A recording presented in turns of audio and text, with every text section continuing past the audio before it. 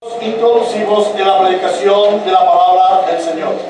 Este es el sermón correspondiente al día del Señor, febrero 5 del 2017. A Cristo nuestro Señor, nuestro buen Salvador, sea toda la gloria a través de la predicación de su palabra. Amén.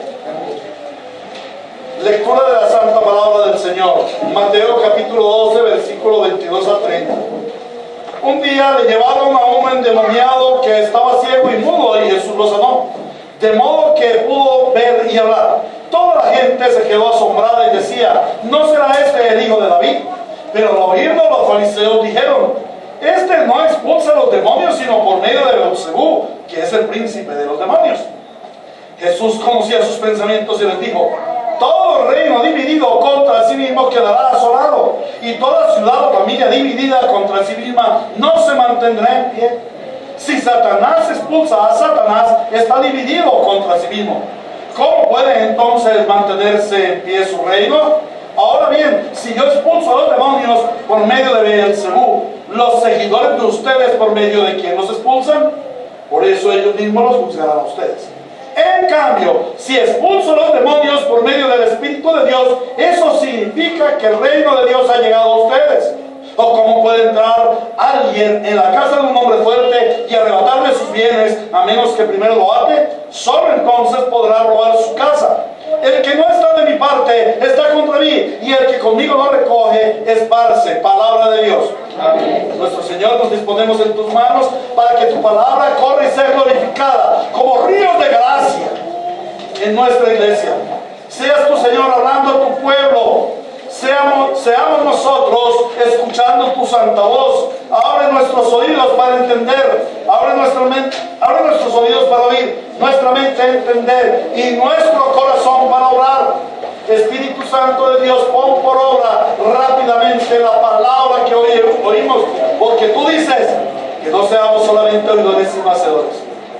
Pero Señor, hoy traigo una petición muy especial. Seas tú hablando por medio de este sermón a aquellos que aún no han creído, a aquellos que aún no han recibido el Evangelio. Hoy tu gracia sea sobre ellos, y hoy al escuchar tu voz, Señor Dios, se inclinen a ti, corran a ti y clamen por su salvación. Obra hoy salvación en medio de este pueblo, para que veamos tu gloria y tú seas supremamente exaltado. De mi parte, Señor, me brindo a ti en ofrenda y me someto a tu voluntad. Te doy gracias por el tiempo que me diste para preparar este sermón y los recursos que tú me diste para preparar este sermón. Líbrame de toda equivocación, aun si estoy equivocado. Al estar predicando, corrígeme de mi error. No quiero desviar ni a derecha ni a izquierda tu santo pueblo. Edifica tu iglesia a través de tu palabra y usa tu siervo. Solo soy eso, un siervo en tus manos. Obra a través de este siervo inútil, para que la gloria sea para ti y no para ninguno de nosotros. En Cristo Jesús te lo suplicamos. Amén y amén. Muy bien, amados hermanos, continuamos con nuestra serie de estudios expositivos y secuenciales basados en el capítulo 12, versículos 18 al 50 del Evangelio según San Mateo. Esta serie la hemos titulado El Rey Jesús certifica la naturaleza de su reino.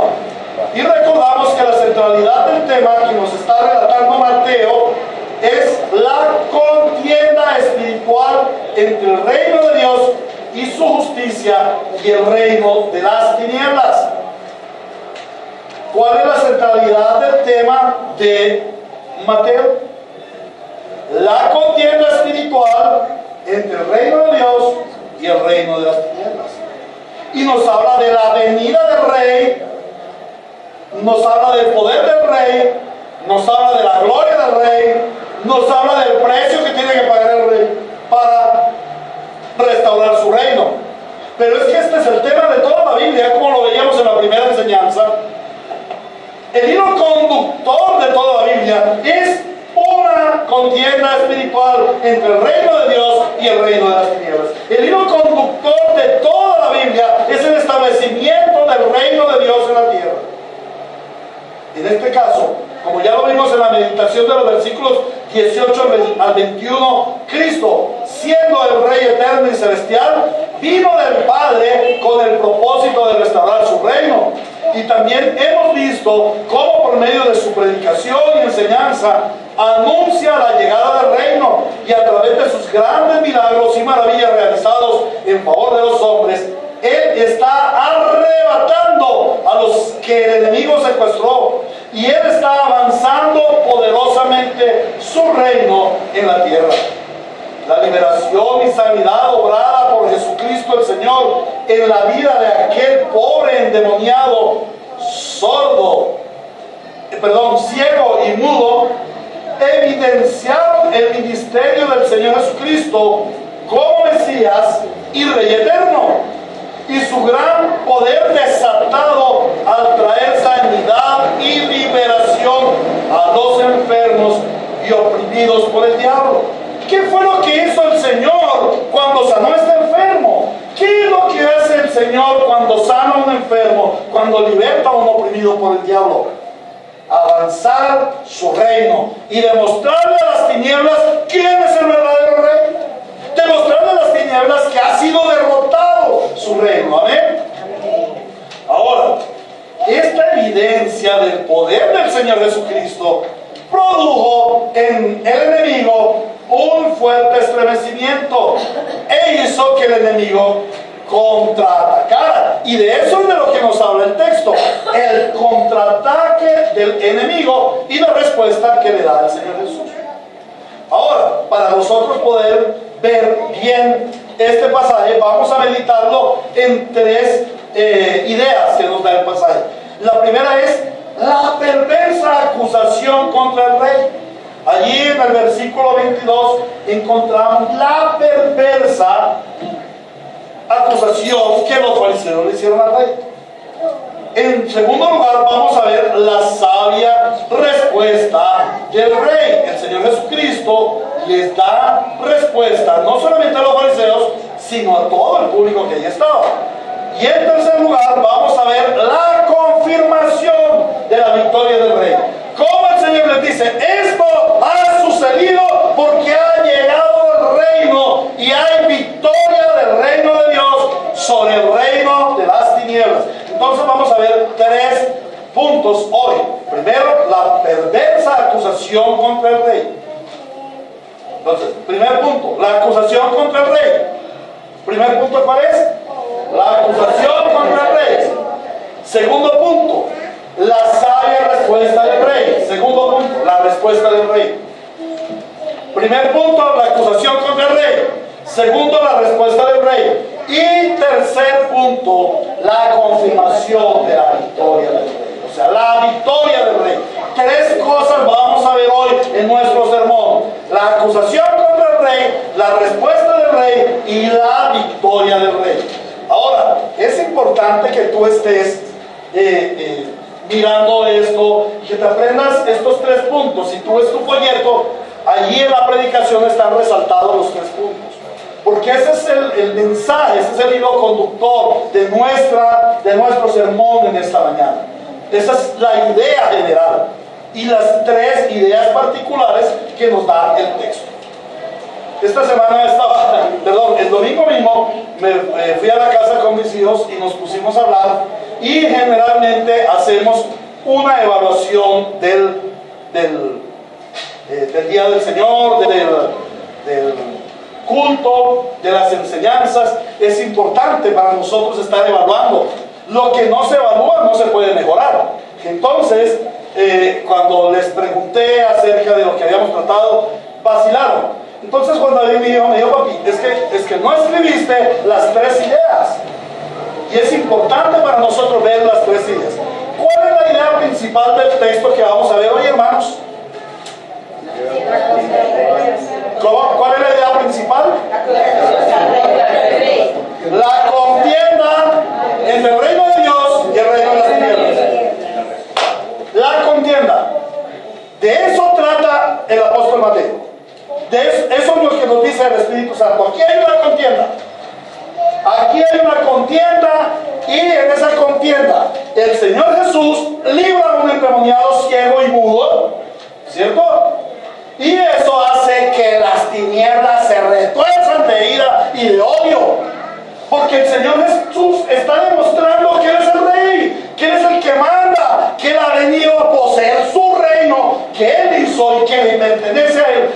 el diablo lo robó allá en Génesis 3. De eso se trata el tema.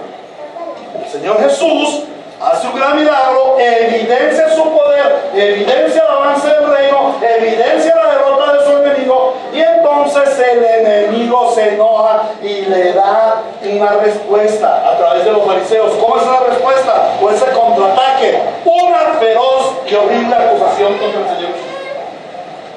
Pero el Señor Jesús responde a esa acusación y les muestra cuán equivocados estaban ante esa acusación, toda la equivocación que tienen, los falsos argumentos que usan, y el Señor les desenmascara nuevamente.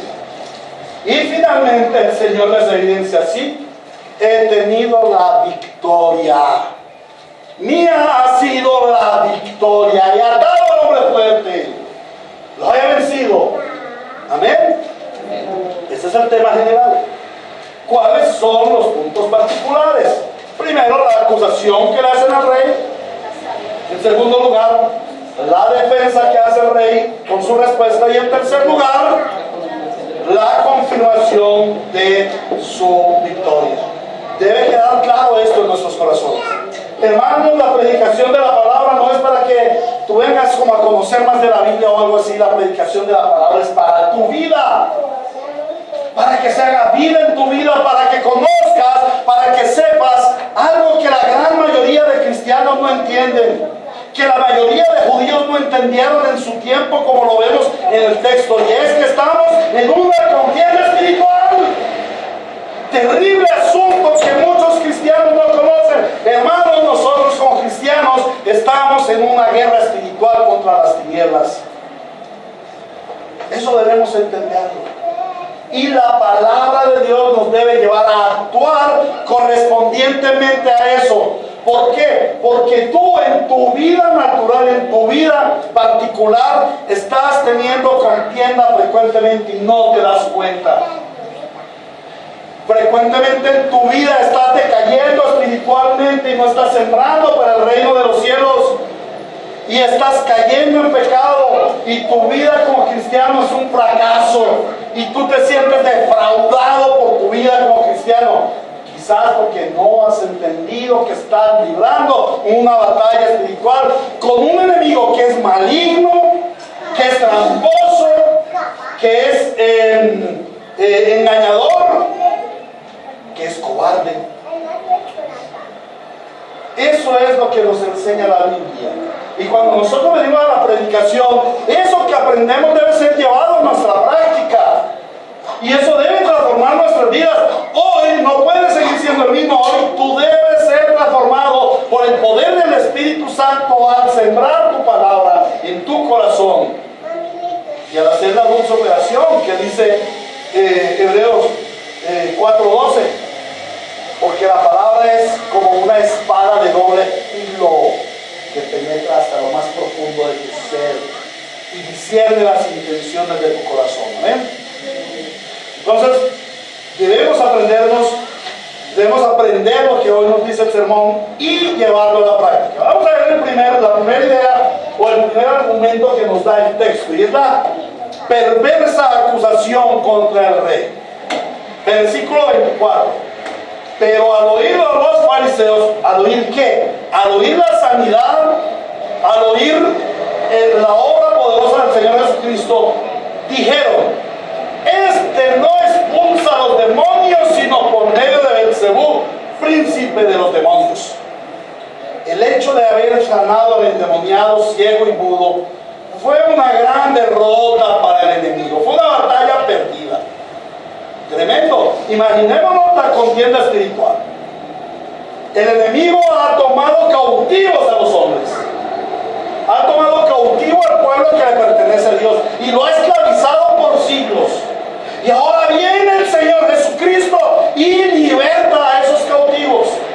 Bueno, allí no los ha libertado a todos, pero cuando Él toma a un endemoniado, ciego y mudo, y le quita el demonio y le da la sanidad de su ceguera, como se acuerdan hace 8 días, que fue lo primero que vio el ciego, a ver si recordamos.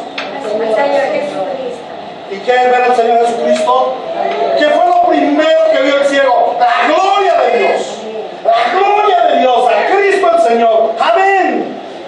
Y además de eso, él no solamente estuvo libertado y vio, sino que ¿qué más?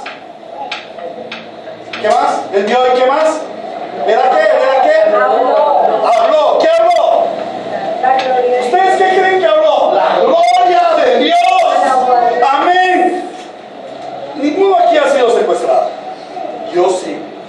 Yo sí fui secuestrado por el diablo 31 años. Y eso lo sé muy bien. A lo mejor ustedes no sabían. Pero ustedes fueron también secuestrados por muchos años por el enemigo. Y yo lloraba en medio de mi cárcel, en medio de las drogas, en medio del alcohol, en medio de mi secuestro. Yo lloraba porque mi vida era infeliz. Yo sabía dentro de mi ser que había algo más que esa terrible y horrible vida. Yo sabía que yo no pertenecía allá. Algo en mi interior me decía que había algo superior.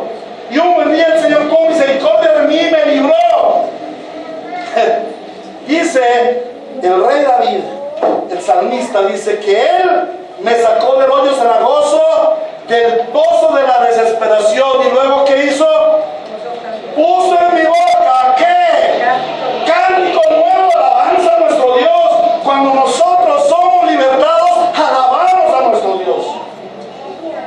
Tenemos que alabar a Dios porque, mira, yo veo el Gaula que libra a un secuestrado de las garras de los secuestradores, y esos secuestradores le dan besos a los policías del Gaula. Y él los abrazan y dicen gracias, gracias, y lloran y les besan la mano y dicen gracias, gracias, gracias, me liberaron, me liberaron. Hombre, así más aún debiera ser nuestro agradecimiento. ¿Por qué yo lloro alabando al Señor? ¿Por qué yo lloro predicando? ¿Por qué soy apasionado en la obra del Señor?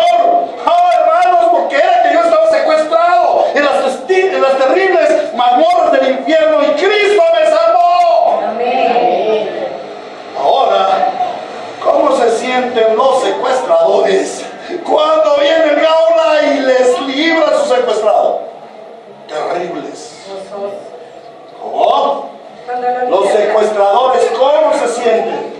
Cuando viene el Gaula y les libra, les quita el secuestrado. ¿Cómo se sienten ellos? Derrotados. Ellos que dicen, ay no, felicitaciones Gaula, ustedes son muy inteligentes. No, ellos ya están planeando cómo vengarse del secuestrador y de los del Gaula que llegaron allá. ¿Ah? Y eso fue lo que hizo el diablo. Entonces, fue una gran derrota para nuestro adversario el diablo. Y fue un terrible anuncio, porque el Señor les fue diciendo, aquí estoy, y así como he sacado a este endemoniado, y le he dado vista, y le he dado el habla, para que vea mi gloria, y para que cante mi gloria, voy a sacar uno a uno de los que el Señor ha determinado para la eternidad. Amén. No faltará ni uno, hermano, se lo aseguro. No faltará ni uno. ¿Y cuál es la respuesta del diablo? Los fariseos habían venido desde Jerusalén para ver al Señor Jesucristo. Y ellos tenían que reconocer lo que el Señor hizo.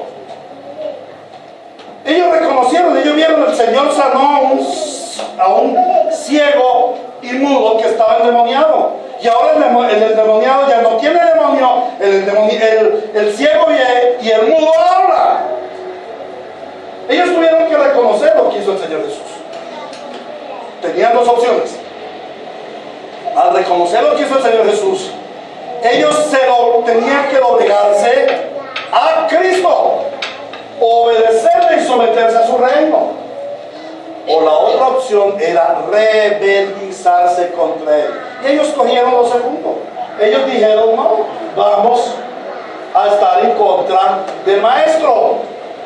Y dice, pero al oírlo los fariseos dijeron, lo primero que podemos observar es que el diablo no contraatacó de manera personal al Señor. Él no hizo un ataque frontal contra el gran rey, sino que de manera cobarde usó a sus títeres humanos, los fariseos. Ahora, ¿por qué hizo eso el enemigo? Mira, en el capítulo 4, al comenzar el ministerio del Señor Jesús, recordamos, cuando Satanás le atacó en el desierto, el diablo salió gravemente lesionado, azotado por el Señor. Ahora, dice Mateo 4:10 y versículo 11, 4:10 y 11, vete Satanás, le dijo Jesús, lo echó. Porque escrito está, adorarás al Señor tu Dios y a Él solo servirás. Entonces el diablo tuvo que dejarlo, hermanos. ¿Y qué pasó? El diablo sale corriendo, tuvo que dejarlo, dice la palabra, y vinieron los ángeles y sirvieron al Señor. ¿Qué estaba diciendo allí? El diablo no tiene poder, el diablo no se puede adorar. Los ángeles, aún los ángeles, adoran al Señor Jesús. ¡Wow! Eso ya había sufrido el diablo. Él no estaba dispuesto a sufrir otra pela de estas. Él no quería ser otra vez atacado por el rey. Sabía que el Señor lo destrozaría. Por eso Él usó a los fariseos para lanzar su contraataque mediante una perversa acusación. Es que Satanás es astuto, pero también es cobarde. Es astuto, pero es cobarde. Entonces, ¿qué hace? Él los enfrenta, manda a sus esbirros, manda a sus sirvientes, a sus lacayos, para que vayan y contraataquen al Señor. ¿Y cómo lo contraatacan? Hermanos, creando una perversa acusación. ¿Y qué sentido tiene esta perversa acusación? El descalificar a Cristo como Señor y Salvador y desanimar a todos aquellos que lo siguieran. Los fariseos, mostrando su naturaleza perversa en una actitud hipócrita, no se dirigieron directamente al Señor, al igual que su papá el diablo. Ellos fueron hipócritas. ¿Y por qué no se dirigieron directamente al Señor? Mira, el Señor hizo el milagro y ellos empezaron a decir por las espaldas: ah, mira, él hace esos milagros, es por el diablo. Él no es del Señor, él es del diablo. Es sirviente del diablo, él mismo es diablo. Es hijo de Belcebú. Belcebú, la palabra Belcebú quiere decir el dios de las moscas. Entonces, los fariseos empiezan a hablar mal del Señor Jesucristo. En esta perversidad, ellos crearon un ambiente de duda entre las gentes, entre los que habían recibido el milagro, entre los que habían visto y querían seguir al Señor Jesucristo. Claro, como estos fariseos eran importantes, como estos fariseos eran religiosos, reconocidos, la gente quedó: ¿para dónde agarro? ¿Con este o con este? Yo no sé para dónde agarrar. A muchos les ha pasado. Cuando vienen a una iglesia donde se evidencia la Santa Escritura, donde se dice la verdad, donde se predica verso a verso lo que dice la palabra de Dios, y van a otra iglesia en donde les llenan de ilusiones y los ponen a cantar y a bailar y dicen: ay, yo me siento lo más de bien. Entonces, cuando están confrontados con ese sentirse lo más de bien, o ese conocer a Cristo por medio de la palabra y ver la salvación, entonces ellos dicen: ¿para dónde agarro yo? Esa incertidumbre la produjeron aquellos fariseos. Eso es lo que ellos pretendían, poner a la gente a divagar entre dos corrientes. Y casi que lo logran. Ahora, miremos otro aspecto de la acusación de los fariseos. Era una acusación perversa. ¿Por qué? Porque ellos, ¿se acuerdan?, eran rigurosos en el cumplimiento de la ley. Si algo caracterizaba a los fariseos es que ellos eran rigurosos en la defensa y en el cumplimiento de la ley. Eran tan rigurosos que ellos se jactaban. Ellos se ufanaban delante de todos: es que nosotros sí cumplimos la ley, nosotros somos muy buenos. La palabra fariseo proviene de allá, de ser rigurosos, de ser conservadores. Ellos conservaban la ley, sacaban pecho, levantaban la cabeza y humillaban a los demás. Nosotros somos los duros, conocemos la ley y hacemos la ley. ¿No han visto ustedes personas así? Religiosos, legalistas: oh, nuestras mujeres no se pintan la cara ni usan aretas, siempre andan de faldas largas, de pelo largo y de cara larga y de lengua. Hermanos, son religiosos. Nosotros siempre diezmamos, nosotros ayunamos, ustedes nunca ayunan. Nosotros hacemos vigilias, ustedes nunca vigilan. Toda una arrogancia hicieron los fariseos. Nosotros cumplimos la ley. Pero qué raro que siendo cumplidores de la ley no reconocieran el noveno mandamiento. ¿Qué dice el noveno mandamiento? ¿Qué dice el noveno mandamiento? Hermanos creyentes cristianos, ¿qué dice el noveno mandamiento? No darás falso testimonio. Muy bien ahorita. No darás falso testimonio en contra de tu prójimo. Y ellos no estaban dando falso testimonio en contra de su prójimo. Ellos estaban dando falso testimonio en contra de Dios mismo, de Cristo mismo. Los defensores de la ley estaban dando falso testimonio de la ley misma. Es que el corazón perverso del hombre está dispuesto aún a negar sus más férreas convicciones con tal de alcanzar sus codiciosas pretensiones, porque eso era lo que ellos querían, quitarle la fama a Cristo para que ellos se volvieran famosos. Ahora, también el Espíritu nos muestra otra parte de la perversidad de aquellos fariseos, y es su despectiva e irrespetuosa forma como se dirigieron al Señor Jesucristo. ¿Se acuerdan qué dijeron las multitudes? Las multitudes decían: ¡wow! ¿No será este el Mesías, el hijo de David? ¡Aleluya! ¿Ha venido el Mesías? ¿No será este? ¿Qué otro hay? ¿Y qué dijeron los fariseos? Los fariseos dijeron: Miren cómo comienza el texto allí. Vaya, dígale a su esposa: inmediatamente, va respetando. Esta tiene su nombre. ¿Sí? Al Señor Jesús le dijeron como si fuera cualquier cosa. No. ¿Recuerdan que esa fue la misma tentación del diablo en el desierto? Si tú eres el Hijo de Dios, siempre nuestro enemigo buscará negar la deidad de nuestro Señor Jesucristo, menospreciar su naturaleza divina y deshonrar su santo nombre. O sea, a la vez estaban violando también el tercer mandamiento. ¿Cuál es el tercer mandamiento? Rápido, que no se da ahorita. Tercer mandamiento. No tomarás su santo nombre en vano.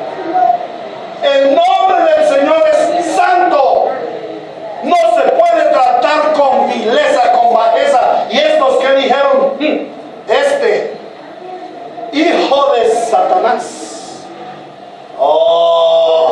Estaban deshonrando el santo nombre del Señor. Por lo tanto, también estaban violando el tercer mandamiento. Los duros de la ley estaban cayendo a lo más bajo. Por eso nosotros no podemos ufanarnos de nuestra ley. No podemos ufanarnos del cumplimiento de la ley. Debemos cumplir la ley, sí, pero no para ufanarnos, sino para glorificar a nuestro Señor.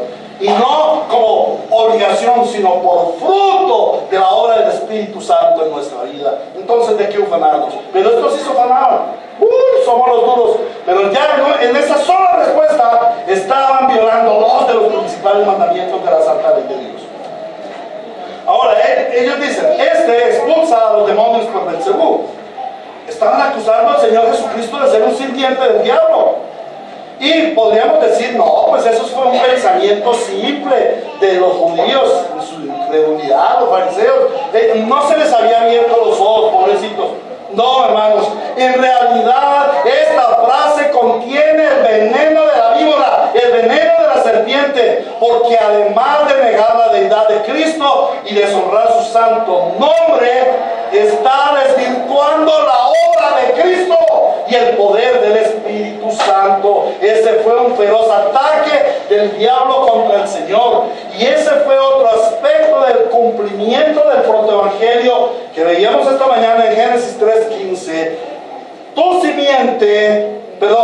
simiente te aplastará la cabeza, pero tú le morderás el talón. Esta fue una mordida del talón al Señor Jesucristo por parte de la serpiente. Este relato nos evidencia cómo la ceguera religiosa del hombre puede llevarle a contender contra Dios. Es que desde la caída en el Edén, el hombre se ha ofrecido de manera servil a los propósitos de Satán, de atacar el reino de Dios. Y así como operó en estos fariseos, él también hoy en día usa a los creyentes enceguecidos por su alejamiento de la palabra y de la oración y fundamentados en las mentiras del diablo para atacar al Señor y su reino. Debemos estar alertas, porque en cualquier momento, un leve descuido, podemos convertirnos en siervos del maligno, deshonrando el nombre del Señor, dando falso testimonio de Él. Cuidado con esto, hermanos. ¿Cuántas veces ante una aflicción decimos: ay, el Señor no me quiere sanar, ay, el Señor no quiere darme, el Señor no sé qué, pero yo sí soy bueno con Él y Él no ha sido bueno conmigo?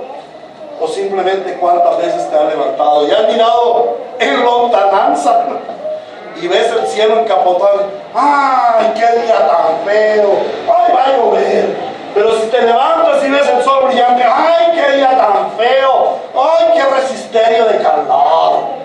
Estás blasfemando contra el Señor, porque Él es el Dios de todos los tiempos, Él es el Dios de la tierra. ¿Cuántas veces en tu vida natural te estás quejando contra el Señor? Bueno, pues estás haciendo exactamente lo mismo que los fariseos. No te quedes mejor que ellos. Ay, pero yo detrás del Señor y todo el tiempo, y el Señor nada que hace lo que yo quiero. No es que el Señor no va a hacer lo que tú quieras. El Señor le hizo lo que Él quiere. Amén. El Señor es todopoderoso, es majestuoso y es santo. Y Él no hace lo que hombre alguno ni ángel alguno le diga. Él hace lo que en su soberanía ha determinado. Y si Él determinó que te duela la cabeza todos los días de tu vida, pues te va a doler, hermano.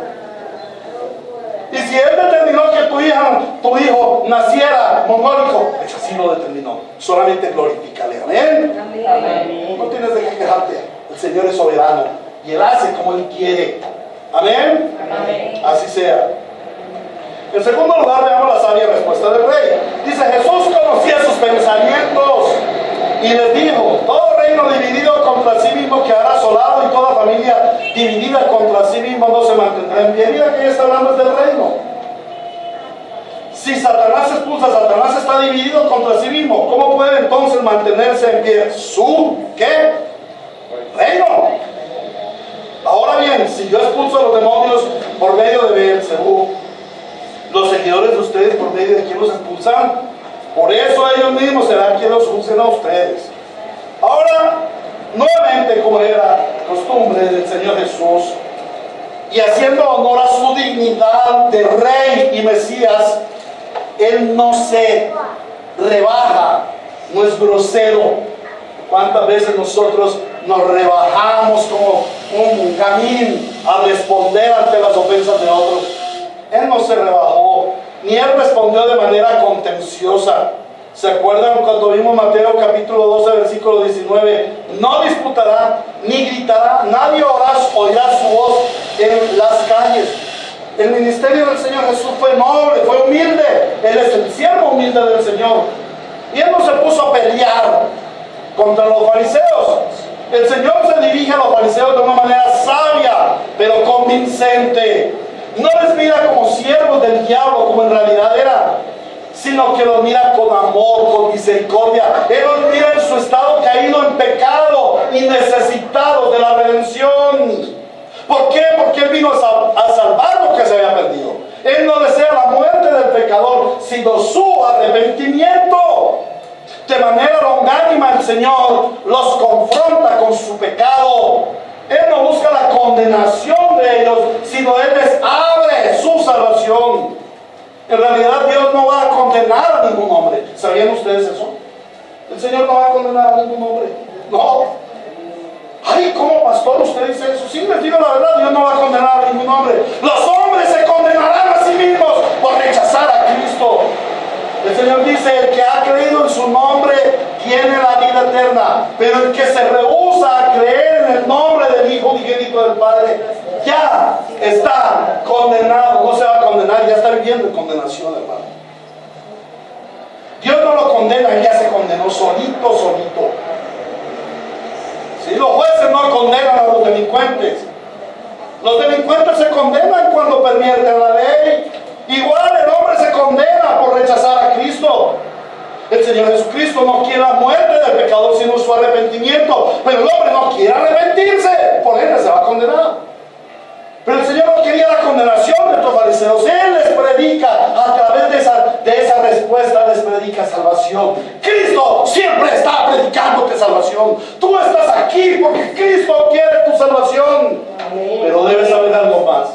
Si tú no corres tras de su salvación, vas a estar en eterna condenación. Lo vamos a ver más adelante. Ahora, en el versículo 25 dice: Jesús conocía sus pensamientos y le dijo. Mira, el Señor Jesucristo demuestra su deidad mediante su atributo de omnisciencia. Los judíos, y especialmente los fariseos, sabían que Dios es omnisciente. Él lo sabía. Él conoció sus pensamientos y le respondió a sus pensamientos, a lo que ellos estaban pensando. Hoy 8 días vimos cómo el Señor trató con la mujer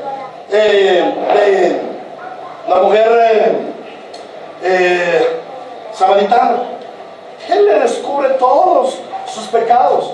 Y entonces ella se va a su pueblo y les dice a los samaritanos, les dice: ¡Hey! Ha venido un hombre que me ha descubierto todo lo que yo he hecho, todos mis pecados. No será él el Mesías. Vamos tras de él. Él lo sabe todo. Si lo sabe todo es porque es Dios, porque es el Mesías, el enviado de Dios. El Señor Jesús es omnisciente. Él sabía desde antes de la fundación del mundo lo que los fariseos iban a responder. Él sabía que se iban a enfrentar a hombres perversos, de pensamientos en extremo pecaminosos. Por eso el Señor les llama sepulcros blanqueados. Hombres que aunque por fuera tienen apariencia de piedad, por dentro estaban llenos de corrupción.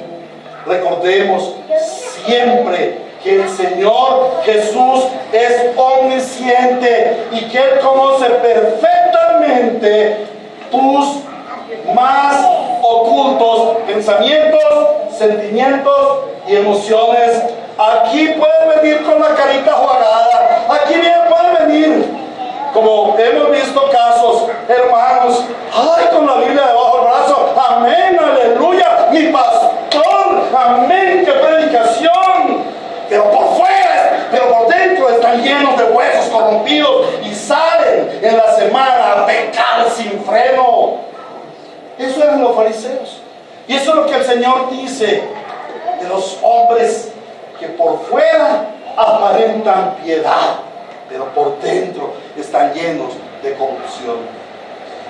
Santiago, capítulo 1, versículos 13 al 15. El Evangelio según Santiago, capítulo 1, versículos 13 al 15 dice: que nadie al ser tentado diga: es Dios quien me tienta, porque Dios no puede ser tentado por el mal, porque no hay ni mancha de mal ni sombra de imperfección en nuestro santísimo Dios. Él es santo, perfecto, y Él no puede ser tentado por nadie, ni tampoco Él tienta a nadie. Todo lo contrario, cada uno es tentado cuando sus propios malos deseos lo arrastran y lo seducen. Luego, cuando el deseo concebido engendra el pecado, y el pecado, una vez que ha sido consumado, da a luz la muerte. El Señor Jesús les descubre el origen de su perversa acusación a aquellos fariseos: sus pensamientos, su corazón no regenerado, su extrema maldad al servicio del reino de las tinieblas. Pero recordemos, ellos eran religiosos. Ante el mundo se ufanaban de lo buenos. El Señor les dice: les descubro sus pensamientos y ustedes son realmente malos. Y así mismo nosotros como hombres, aunque cristianos, no podemos decir que tenemos buenos pensamientos o buenas intenciones. Debemos reconocer que tenemos un corazón que ha sido terriblemente contaminado por el pecado y que estamos expuestos, como los fariseos, a hacer toda clase de males. Díganmelo a mí, hermanos. Díganmelo a mí. Nuestro peor enemigo no está afuera. Nuestro peor enemigo no es la televisión. Nuestro peor enemigo no son los jueguitos esos de video. Nuestro peor enemigo no son las prostitutas que se muestran para venderse. No. Nuestro peor enemigo no es la mujer mundana que nos llama y nos dice, venga mi amor, venga. No, ese no es nuestro peor enemigo. Nuestro peor enemigo somos nosotros mismos, soy yo mismo, mi propio corazón, mi propio yo. Por ello necesitamos permanecer en dependencia de nuestro Redentor. Solamente por Él podemos ser librados de nuestra extrema pecaminosidad. Amén. Ahora veamos cómo el Señor les demuestra la perversidad y necedad de sus argumentos. El Señor ya ha presentado la perversidad. Ahora vamos a ver la necesidad. Dice, todo reino dividido contra sí mismo quedará asolado, y toda ciudad o familia dividida contra sí misma no se mantendrá en pie. Miren, hermanos, solo con esta frase, y toda ciudad o familia dividida contra sí misma no se mantendrá en pie, valía la pena hacer un solo sermón. Y seguro que lo estuve pensando. Seguro que lo estuve pensando. Porque, hermanos, sí hay familias destruidas en la iglesia. Con vergüenza debo decir, hay familias destruidas en la iglesia. Y no voy a decir quiénes, hasta la misma mía será. Eso está para que tú te examines a ti mismo y te preguntes, ¿es mi familia un trono para la gloria de Dios? ¿Está cumpliendo mi familia el propósito de Dios? ¿Soy yo uno que busca que mi familia esté para la gloria de Dios? Lo repito, todo reino dividido contra sí mismo quedará asolado, y toda ciudad o familia dividida contra sí mismo no se mantendrá en pie. Si Satanás expulsa a Satanás, pues está dividido contra sí mismo. Entonces, ¿cómo se podrá mantener en pie su reino? El Señor les muestra lo absurda que es esa acusación. Es que la ceguera espiritual entorpece la razón del hombre. Por más inteligente que se crea el hombre, cuando está separado de Dios, no es más que un terrible necio. El Señor propone dos semejanzas para mostrarle a los fariseos su necedad. Y dice, ¿cómo pensar que un rey va a alistar tropas de su ejército para que ataquen a su propio ejército? Eso es una locura. ¿Cómo el rey, cómo el general va a decir, bueno, batallón A, prepárense porque van a entrar en guerra con el batallón B? Eso no se ve en ninguna parte. Es una locura. Pero eso es lo que los fariseos están diciendo. Ahora, cuando un ejército se arma contra sí mismo, pues el resultado será que el reino se destrozaría a sí mismo. Y Satanás no es un príncipe tan torpe como para destruirse a sí mismo. Pregunta es la siguiente: ¿cómo podrá una familia dividida progresar? No se puede mantener en pie. El Señor Jesucristo nos evidencia que el conflicto espiritual nos está enfrentando a un enemigo astuto que mantiene sus tropas unidas y enfiladas permanentemente contra el reino de Dios y contra nosotros, sus súbditos. El enemigo no es tonto, hermanos. El enemigo mantiene bajo sometimiento a sus tropas celestiales, espirituales, en las regiones celestes. Sus tropas de maldad están unidas por su poder maléfico. Y esas tropas le obedecen porque le obedecen y van unidas. ¿Y cuál es el objetivo? Nosotros, la iglesia de Cristo, el reino de Dios en la tierra, hermanos. Nuestro enemigo es astuto, pero es cobarde también. Esto también me hace surgir una pregunta en mi corazón. El ejército de las tinieblas está unido, ¿cierto que sí? No está desunido, eso es lo que dice el texto, ¿o no? ¿Estoy equivocado? El texto dice que un reino dividido contra sí mismo no perechará. será destruido. Satanás no va a dividir su reino, él lo tiene unido. La pregunta es, ¿y el reino de Dios está unido? ¿Y el reino de Dios está unido? ¿Será que el ejército del Señor está unido para dar fiera contienda a nuestro enemigo?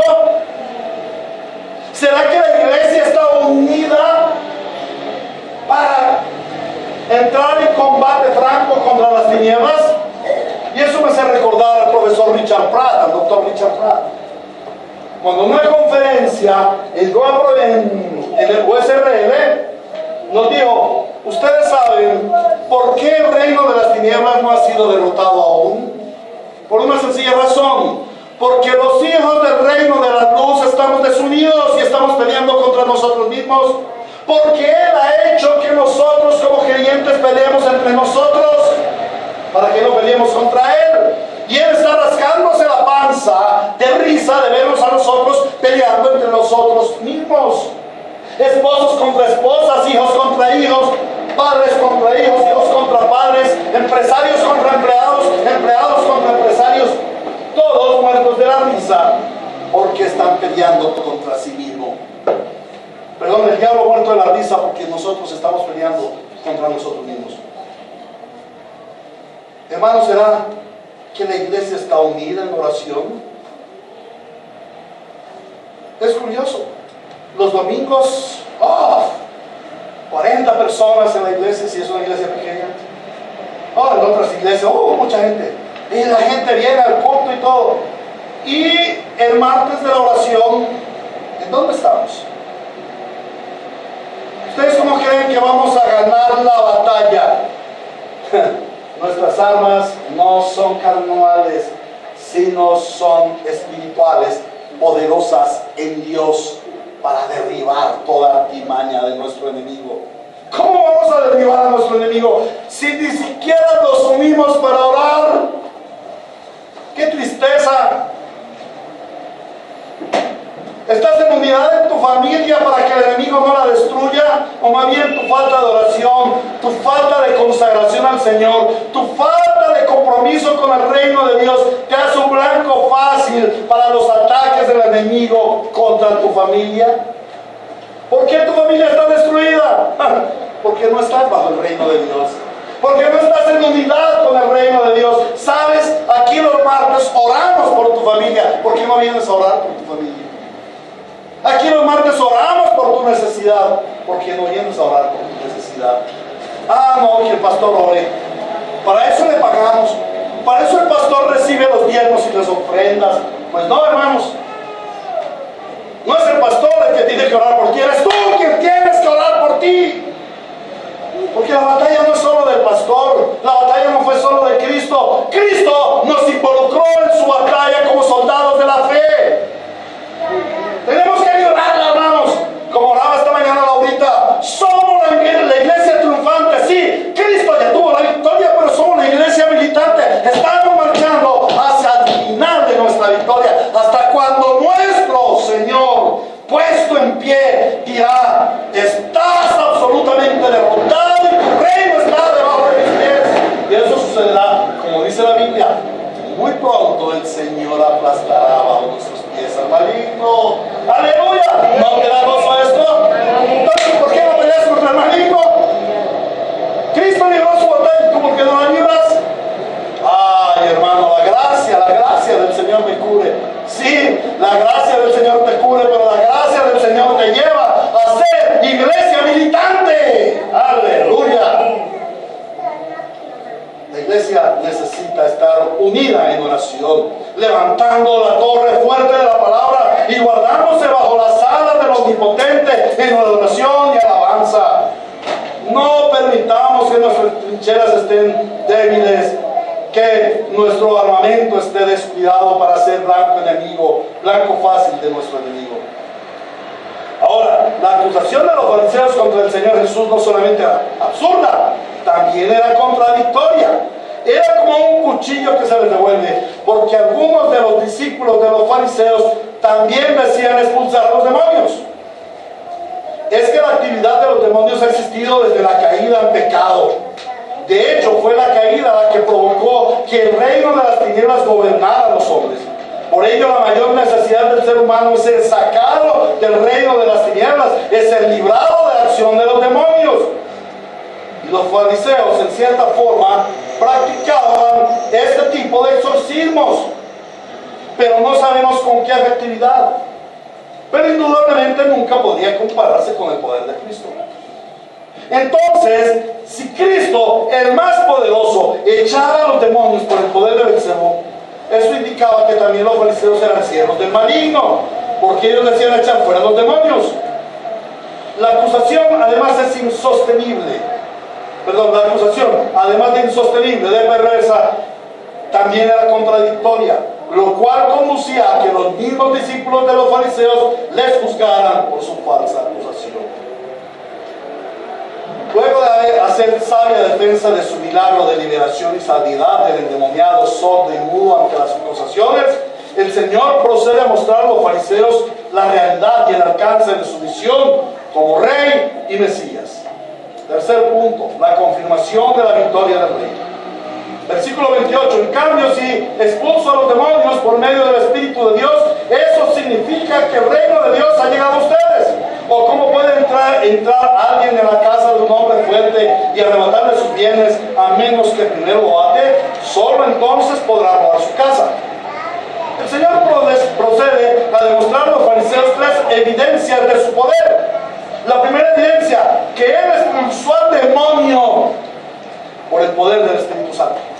La segunda evidencia, que el reino de Satán es vulnerable, que no es indestructible y que puede ser derrotado. Pero lo mejor, que su tiranía ha llegado a su fin. Y la tercera evidencia, que Él, el Señor Jesucristo, ha venido como Rey celestial y eterno con el propósito de cumplir su promesa de derrotar al adversario. Los fariseos, las multitudes y los discípulos necesitan saber y ser conscientes de que hay una contienda espiritual que se lucha espiritualmente. Nuestra contienda es espiritual y no se puede luchar carnalmente, no se puede luchar trabajando, no se puede luchar enseñando, no. La lucha espiritual se libra espiritualmente y nuestras armas son poderosas en Dios. ¿Cuáles son nuestras armas? Los medios de gracia, la oración, la palabra, la congregación de los santos, la celebración unánime del día del Señor, la confesión de nuestros pecados. Amén. Amén. Esto confrontó a los fariseos, que no comprendían esa contienda espiritual y solo se limitaban a echar demonios mediante rituales religiosos. Por su parte, Cristo les confirma que el demonio salió no por el poder del diablo, ni por poder de actividades religiosas, sino por el poder del Espíritu Santo. El Señor les confirma que el demonio salió porque el Espíritu Santo estaba en poder. Amén. Estaba sobre él en poder. Esto también confirma la unidad de la Trinidad. Toda la obra del reino de Dios, su creación, el Evangelio, la salvación, la resurrección y la glorificación, todo el plan del reino son obra del Dios Trino en su unidad y en su indisolubilidad. Los tres son uno y obran en unidad, de acuerdo cada uno en su oficio o administración. El Padre planea, el Hijo ejecuta y el Espíritu aplica. Si el reino de las tinieblas no está dividido, mucho menos el reino de Dios, porque el reino de Dios es la trina unidad. La unidad es trina y es eterna, y todo en Dios gira alrededor de esa trina unidad. Y todo en Dios gira en torno a su reino en unidad. El segundo aspecto que evidencia el Señor Jesucristo es que el reino de las tinieblas no es invencible. Quizá los fariseos y religiosos judíos, al pretender echar fuera los demonios, no pudieron. porque no obraban en el poder del Espíritu Santo. Entonces ellos se sentían frustrados y por eso estaban envidiosos contra el Señor. Hoy en día también vemos a muchos que dicen expulsar demonios y hasta se dicen ser cristianos, pero nada sucede. Las personas siguen bajo el poder del maligno. ¿Por qué? Porque no expulsan al demonio por el poder del Espíritu Santo, por el poder de la palabra de Dios, sino que siguen sus rituales religiosos. Te echo fuera, en el nombre de Jesús, fuera, te va al diablo, dime cómo te llamas, demonio. Esos son rituales religiosos tontos. Lo que nosotros tenemos que hacer es predicar el Evangelio, porque el Señor dice que estas señales seguirán a los que predicamos el Evangelio. En su nombre estábamos echando fuera demonios. Yo no necesito coger a una persona y echarle el demonio, necesito predicar el Evangelio. Los demonios solitos se van, el Señor los expulsa. Amén. Amén. Ese es el poder de Cristo, ese es el poder del Espíritu Santo. No hay ningún poder en mí para echar fuera demonios. El poder está en Cristo, el poder está en el Espíritu Santo, el poder está en su santa palabra. Cuando tú conoces que hay una contienda espiritual y que Cristo ha ganado esa contienda espiritual, pero que nosotros continuamos en la batalla como iglesia vencedora, como iglesia triunfante, pero también como iglesia marchante, oh hermano, vas a ver el poder de Dios librando al mundo del demonio. Amén. Ahora, debemos saber que el poder de Dios no es para que el demonio salga del endemoniado. Eso es lo que muchos piensan. Traen a los demonios. Ay, pastor, échale fuera el demonio. Eso es el demonio que lo tiene así. Échale fuera el demonio. No. El propósito no es echar fuera el demonio.